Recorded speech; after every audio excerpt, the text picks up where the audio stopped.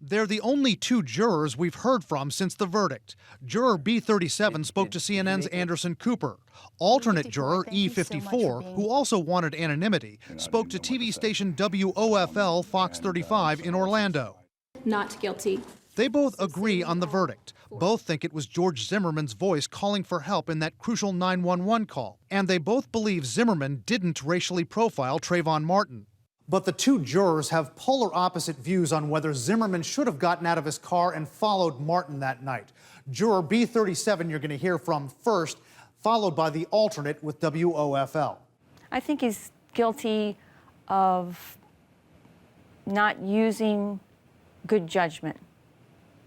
When he was in the car and he called 911, he shouldn't have gotten out of that car. I was fine with that. I mean, he was. I think at the time he was trying to keep an observation and communicate to the police, and was not being confrontational. He had the right to be where he was. Opposite takes on whether Zimmerman should have even been there. What do you make of it? Both of these clips focus on fault, not just legal fault, but moral fault. And underlying every jury trial are questions of moral fault that go to the underlying ways the way jurors perceive evidence. We compared the two jurors with law professor and jury expert Andrew Ferguson, a former public defender. Both jurors felt Rachel Jontell's accounts of her phone calls with Trayvon Martin were important, but on whether Jontell's testimony was credible overall. I didn't think it was very credible, but I felt very sorry for her.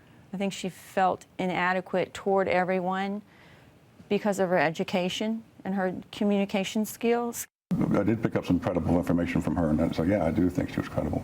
Each one of us knows how to trust someone or not trust someone based on our own instincts. If those two people, the alternate and the other woman, were able to debate the issues of who was credible, you might have a different outcome. And that's the beauty of the jury. What do these interviews tell us that we didn't know before about how jurors think in these trials and the pressure that they're under?